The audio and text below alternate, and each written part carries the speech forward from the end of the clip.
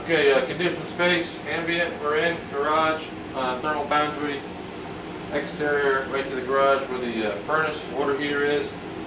Right here, first thing we've removed, the tile that the homeowner would see to expose our rim joist that goes directly to the garage. I've got an infrared camera, I'll refer to it a couple times as we go. First thing we're going to want to see is the whole entire rim joist there with the plumbing. Looks like there's been some work done here. There's a lot of foam in there, and it's very good. There's even foam on the bottom here, even though you can't see it too much on the camera. All the plumbing's been foamed. The work's not complete though, and we're going to show you what exists in this the problem. And then later on we're going to come back and show you after the fix. First thing we want to see is right here is a big old hole that's been right there. There's shoddy insulation inside there. On the thermal camera it really shows up. We did this yesterday. We had about an 8-degree delta of difference. Again, we're about 56, 57. Right up here we're 63, 64. So we got about 7-degree difference in about 1 foot of space. Up here we have a real problem situation. Rim joist that connects directly to the garage. In it is a duct right there. Around that, it's a circle duct and a square hole.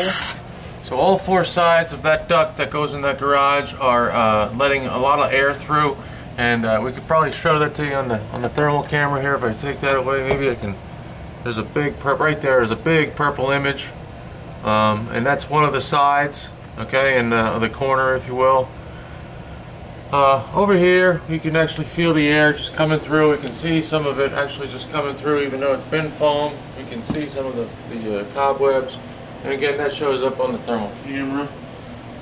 Today's work is to seal up the rim joist completely. We're going to spray foam that and then use fiberglass batting after the air vapor lock is created.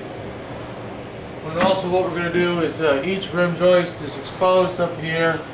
Here's an interesting situation. You have a rim joist with a plumbing penetration. That's a kitchen penetration right there.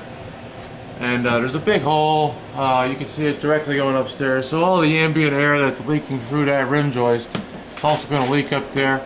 So we're going to foam that up too as well while we're at it. This goes all along. We've had nice access with this drop ceiling. Again, we have plumbing penetration, same kind of deal. And we have an electrical wire that runs through several cavities. We're going to plug up that wire too.